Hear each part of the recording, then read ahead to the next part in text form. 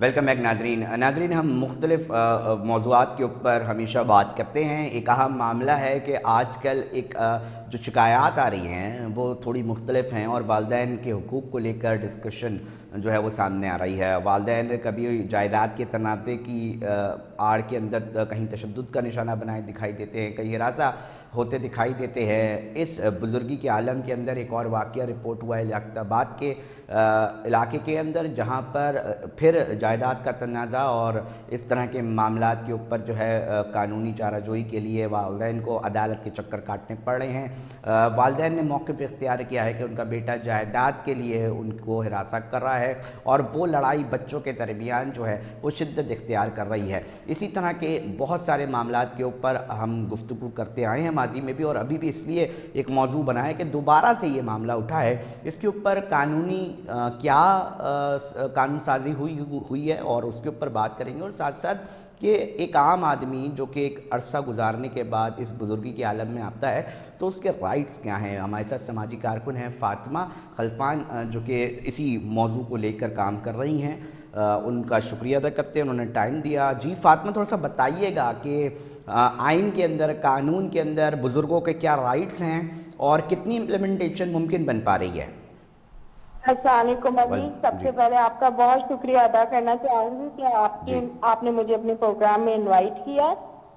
علی، 2014 میں ایک قانون بنایا گیا تھا جس کا نام Sindh senior citizen welfare act رکھا گیا ہے، اور اس میں کئی سارے جو ہے وہ کے اندر پوائنٹس رکھے گئے ہیں، کلوز رکھے گئے ہیں جس میں بزرگوں کے رائٹس کے بارے میں بات کی گئی ہے، اور یہ قانون جو ہے وہ پورے سندھ میں امپلیمنٹ کروانے کی بات کی گئی۔ 2014 کے بعد جب یہ قانون پاس ہو گیا تو اس کی ایک کاؤنسل بنائی گئی ہے، اور اس کاؤنسل کی تشکیل کے بعد اس کی پالیسیز اینڈ پروسیجرز کے اوپر کام کیا جا رہا ہے۔ آپ نے جو واقعہ بیان کیا ہے روزمرہ کی بنیاد پہ، چونکہ ہم اولڈ ایج ہوم رن کرتے ہیں، ہمارے پاس کئی روزانہ کی بنیاد پہ اسی طریقے کے کیسز آتے ہیں کہ والدین کو جائیداد کے حوالے سے اپنے نام پہ پراپرٹی کر کے اور پھر گھروں سے جو ہے وہ بے گھر کر دیا جاتا ہے، اور مجبوراً اولڈ ایج ہوم کا رخ کرتے ہیں۔ اچھا، ایک تو طریقہ کار یہ ہوتا ہے کہ جی والدین جو ہیں ان کو رکھنے والا کوئی نہیں ہے، دوسری جانب یہ ہمیں سامنے آتے ہیں کہ جی بچے مصروف ہیں اس لیے جو ہے رکھوا رہے ہیں، مگر آپ یہ بتا رہی ہیں کہ کچھ اس طرح کے بھی کیسز آتے ہیں جس کے اندر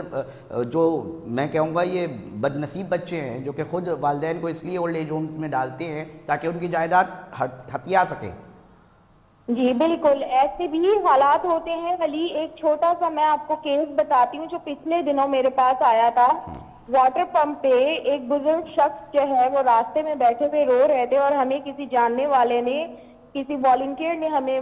فون کیا کہ جی یہاں پہ ایک بزرگ ہیں 80 سال کے، اور یہاں ان کو گھر سے نکال دیا گیا ہے۔ جب ہم ان کے پاس گئے تو پتہ چلا کہ وہ بے اولاد تھے، اور 3 ہفتے پہلے ان کی بیوی کا انتقال ہو گیا ہے۔ 80 سال کی عمر میں ان کے جو بہن کے بچے ہیں انہوں نے ان کو گھر سے نکال دیا۔ پوری عمر انہوں نے پیسے کمائے، اور چونکہ وہ بے اولاد تھے تو انہوں نے اپنے سالی کے بچوں کو جو ہے یہ گھر ایز اے گفٹ دے دیا تھا کہ چلے۔ بالکل بجا فرما رہی ہے، اس طرح کے کیسز ہوتے ہیں۔ ہم یہ بھی جاننا چاہیں گے، آپ دنیا بھر میں گھومتی ہیں، بیرون ملک میں کیا قانون سازی ہوتی ہیں، کیا رائٹس بزرگوں کو ملے ہوئے ہیں، اور آپ کیا سمجھتی ہیں کہ یہاں پر کن قانون سازی کا فقدان دکھائی دیتا ہے جس کو اسمبلی کے اندر نہ صرف اپروو کرنا چاہیے، اس کے بعد اس پر امپلیمنٹیشن بنانے کے لیے بھی باقاعدہ کنسرن اتھارٹیز کو جو ہے وہ سنجیدگی کا مظاہرہ کرنا چاہیے؟ علی دیکھیں، قانون تو پاکستان کے اندر بن چکا ہے، سندھ کے اندر بھی قانون بنا دیا گیا ہے۔ اب اس کی امپلیمنٹیشن کے اوپر اگر ہم بات کریں تو اس میں ایک کلوز دیا ہوا ہے کہ مخصوص حالات سے بچنے کے لیے جائیداد کی منتقلی کا ایک کلوز ہے، جس کے اندر یہ بیان کیا گیا ہے کہ اگر کوئی بھی بزرگ کسی بھی حالت میں اگر اپنی پراپرٹی کو گفٹ کرتے ہیں یا اپنی پراپرٹی کو دے دیتے ہیں کسی بھی صورت کے اندر، گفٹ کی صورت میں یا منتقل کر دیتے ہیں اپنی حیاتی میں، تو جس کو وہ حیاتی میں منتقل کر رہے ہیں ان کا فرض ہوگا کہ وہ اس بزرگ کی بنیادی جو ضروریات ہیں اور جو مادی ضروریات ہیں اس کو پورا کرے گا۔ اور اس قانون کے اندر یہ بھی مینشن کیا گیا ہے کہ اگر وہ اس کو کرنے سے قاصر ہوتا ہے تو اس کے لیے اس کے اندر جرم اور ٹرائل کا طریقہ کار بھی بتایا گیا ہے، اور وہ قانون میں یہ بتایا گیا ہے کہ کم از کم 1 سال سے زیادہ یا 3 سال کی قید ہو سکتی ہے، اور ساتھ میں 3,000 روپے جرمانہ دینا ہوگا۔ لیکن یہ اس وقت پاسبل ہوگا جب اس کی امپلیمنٹیشن ہوگی۔ قانون تو بنا دیا گیا ہے۔ آپ کے پروگرام کے توسط سے میں سندھ حکومت سے یہ گزارش کرنا چاہوں گی کہ اس قانون کو جتنا جلدی ہو سکے اس کی امپلیمنٹیشن کی جائے۔ اچھا فاطمہ، ہم یہ بھی دیکھتے ہیں کہ اکثر بنیاد ہمیں یہ بھی بتائیے گا کس طرح کی کیسز سامنے آ رہے ہیں، کیونکہ آپ تو پرٹیکولرلی اس سبجیکٹ کے اوپر کام کر رہی ہیں۔ ساتھ ساتھ یہ جو معاملہ ہوتا ہے کہ ٹھیک ہے اگر کسی بھی طور پہ ایک والد ہے نا، اس نے اپنی پوری جوانی، پوری اپنی زندگی دے دیتے ہیں والدین اپنی اولاد کے لیے، تو اس کے بعد اگر ان کی پراپرٹی ان کے نام پر نہیں بھی ہو تب بھی کیا کوئی ان کو بے دخل کر سکتا ہے؟ دیکھیں اگر ان کے والدین کے نام پہ نہ ہو یا اولاد بالکل والدین کے نام پر نہیں بھی ہو، کیونکہ ہم نے ایک جگہ سنا تھا کہ جناب اس کے باوجود بھی نہیں ہٹایا جا سکتا، ان کو اپنے گھروں سے بے دخل نہیں کیا جا سکتا، ایک امپورٹنٹ معاملہ ہوتا ہے۔ اس کے اوپر کیا آپ کے پاس فائنڈنگز ہیں؟ قانون کو بھی اس کلاس میں ڈالا گیا ہے، لیکن علی ابھی کچھ جب اس قانون کو آگے پہنچایا گیا ہے کاؤنسل کی طرف سے تو کچھ امینڈمنٹس کی گئی ہیں، لیکن اس قانون کی امینڈمنٹس کو ابھی آفیشیل نوٹیفیکیشن نہیں نکلا ہے۔ ابھی ہم کچھ نہیں بتا سکتے کہ نوٹیفیکیشن جب تک امینڈمنٹ کا نہیں آ سکتا قانون کو کس طرح کی شکل دی گئی ہے، یہ اس وقت ہم آپ کو فائنل بتا پائیں گے کہ جب اوکے فاطمہ، ہم تھوڑا سا یہ بھی جائیں گے، فاطمہ خلفان صاحبہ ہم یہ بھی جائیں گے کہ اس وقت اسٹیٹس اگر آپ ہم سے شیئر کر سکیں کہ اس وقت کتنے پرسنٹ پاکستان کی اگر ہم بات کریں کہ کتنے پرسنٹ بزرگ افراد ہیں، اور اب ایک اور مسئلہ ہوتا ہے کہ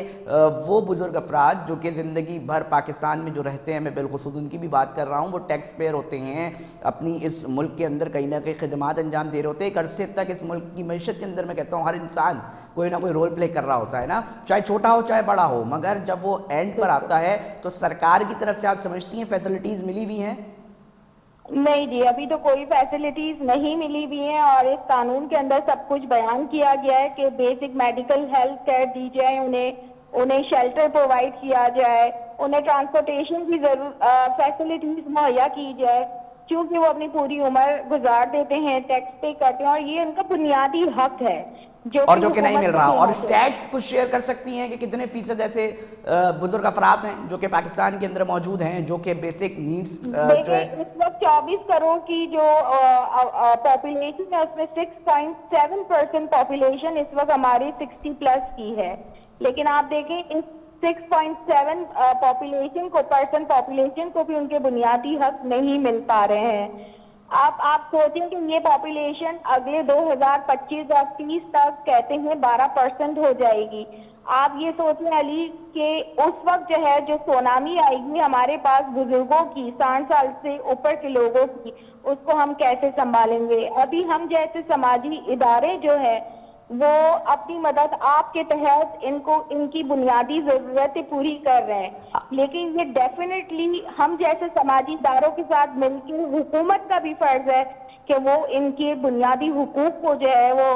کو پورا کرے۔ فاطمہ آخری پوائنٹ میں لینا چاہوں گا، فاطمہ خلفان میں آپ کی سے آخری پوائنٹ یہ لینا چاہوں گا کہ ابھی فوری پریورٹیز بیسس پہ کیا کرنا چاہیے سرکاری سطح پر کہ کم سے کم یہ جو پریشانیاں آ رہی ہیں ان تمام بزرگ افراد کو اس کے لیے کوئی الگ ڈیسک بنائی جائے علیحدہ، یا کیا حکمت عملی بنائی جائے کہ کم سے کم جو پین لینا ہے والدین اپنے بدنصیب بچوں کی وجہ سے وہ نہ لے سکے؟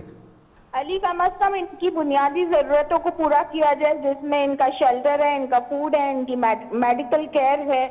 ان کو پورا کیا جائے، ان کی پینشن کے جو ہے وہ بینیفٹس کو پورا کیا جائے۔ اگر ان بینیفٹس کو بھی انیشل بیسس پہ پورا کر دیا جاتا ہے تو میں سمجھتی ہوں کہ بہت بڑا ڈفرنس۔ اور ایشوز آ رہے ہیں، اور ایشوز اس طرح کے رپورٹ ہو رہے ہیں بہت زیادہ تعداد میں، پہلے اس طرح نہیں ہوتے تھے میرے خیال سے۔ جی بالکل ہو رہے ہیں، ہمارے پاس ایسے بزرگ آتے ہیں جو بے حال میں آتے ہیں اور جن کے پاس کھانے کو بھی پیسے نہیں ہوتے اور ان کو ہم شیلٹر بھی دیتے ہیں, ان کی بیسک نیڈ کو بھی پورا کرتے ہیں. بہت شکریہ. فاطمہ خلفان سماجی رہنما تھی, ان سے ہم بات کر رہے تھے اس سبجیکٹ کے اوپر, وہ کام کر رہی ہیں ایجزم کے اوپر. تاہم یہ معاملہ تھا ناظرین,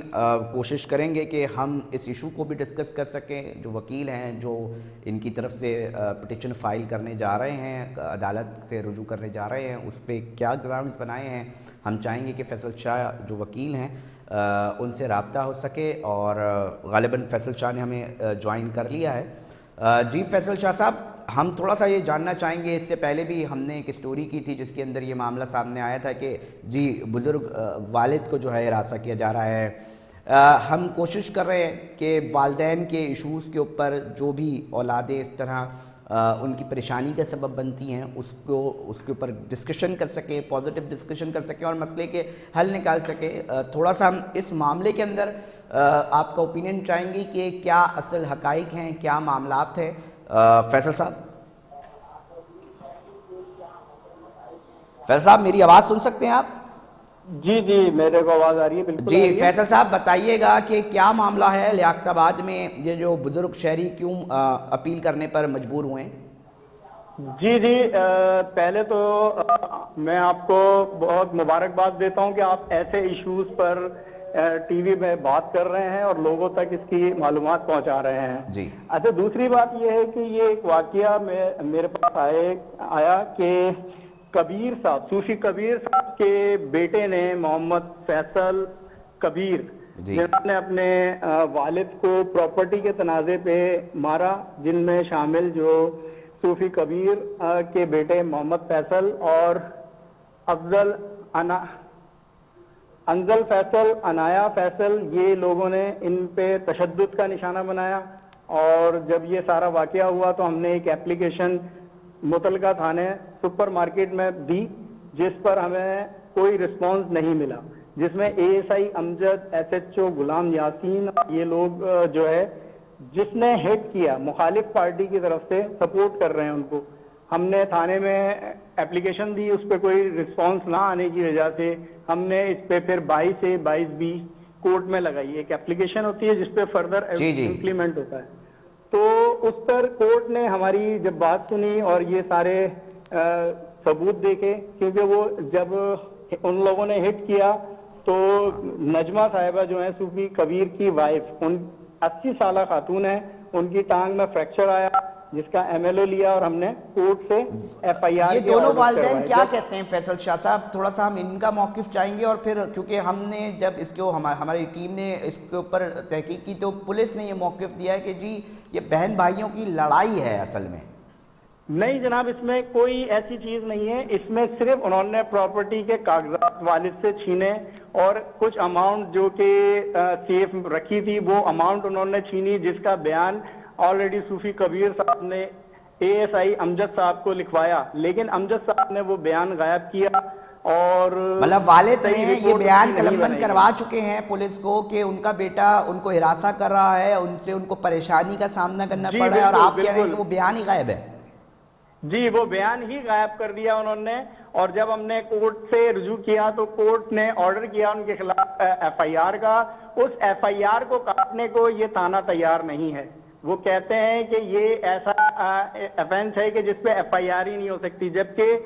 protection act, parents protection act 2021 میں الاؤ ہو چکا ہے اور اس پہ فردر ورکنگ ہونی چاہیے, لیکن پولیس اس پہ بالکل بھی پروٹیکشن ایکٹ کے حوالے سے تھوڑا سا ڈیٹیل دیجئے گا فیصل شاہ صاحب کہ یہ پروٹیکشن ایکٹ کس طرح پروٹیکٹ کرتا ہے والدین کو؟ جی اس میں پروٹیکشن ایکٹ میں یہی ہے کہ والدین کے ساتھ آج کل آپ نے بہت جگہوں پہ سنا ہوگا کہ ناجائز ہوتا ہے کہ بچے کو ساری زندگی پالا گیا اور پھر وہ اس کے ساتھ پراپرٹی کے خاطر ان پہ ریئیکشن کرتے ہیں. تو وہ جو ریئیکشن ہے, جو بھی ان کو نہ رکھنا, ان کو ہٹ کرنا, ان کے ساتھ بدسلوکی کرنا, اس پہ پروٹیکشن ایکٹ الاؤ کیا گیا ہے اور اس پہ امپلیمنٹ شروع ہو چکا ہے. فیصل صاحب ہم یہ بھی چاہیں گے کہ اس وقت اس بالخصوص اس کیس سے ریلیٹڈ والدین کی ذہنی کیفیت کیا ہے؟ آپ کے کلائنٹ ہیں وہ کیا بتاتے ہیں, وہ کس مشکل کا شکار ہے؟ سر وہ ان کی ایج ہے 95 ایئر اور ان کی ذہنی کیفیت ایسی ہے کہ آپ خود سوچیں کہ ایک بچے کو پیدا کر کے اتنا بڑا کرنا اور اس کے بعد اس عمر میں آ کے ان کے ساتھ یہ چیز واقعہ پیش آیا گیا ہے، تو جو کہ پوتے پوتیاں اور ان کو ہٹ کر رہے ہیں بنسبت سنبھالنے کے، تو آپ خود سوچیں کہ ان کی ذہنی کیفیت کیا ہوگی اس وقت۔ بہت شکریہ محمد فیصل، ہمیں موقف پیش کر رہے تھے اور بتا رہے تھے کہ معاملہ کیا ہے۔ پولیس کی جانب سے جو ہے وہ اعتراض جو ہے اٹھایا جا رہا ہے کہ جو تھانہ ہے وہ اس طرح کام کرتا دکھائی نہیں دے رہا، تاہم جو پولیس کا ورژن تھا، ہم نے ان سے، ہماری ٹیم نے ان سے بھی رابطہ کیا، ان کا کہنا ہے کہ جی ہم اس کے اوپر کام کر رہے ہیں، انویسٹیگیٹ کرنے کے بعد جو ہے تمام چیزیں سامنے لے کر آئیں گے، اور ساتھ ساتھ یہ معاملہ ہر دفعہ یہ ہوتا ہے کہ جب اس طرح کے معاملات ہوتے ہیں کہ وہ صلح کی طرف چلے جاتے ہیں۔ اچھی بات ہے، صلح ہونی چاہیے، مگر جو ایسے معاملات سامنے آتے ہیں اس کے اندر اگر اس طرح کے بچے اس طرح کے کام کرتے دکھائی دیتے ہیں تو یقینی طور پہ ان کے خلاف بھی کارروائی ہونی چاہیے۔ ناظرین، وقت ہوا ہے ایک بریک کا، بریک پہ جا رہے ہیں، مگر ہمارے ساتھ جڑے رہیے گا، ایک اہم اجلاس ہوا ہے اس کے اوپر بات کریں گے۔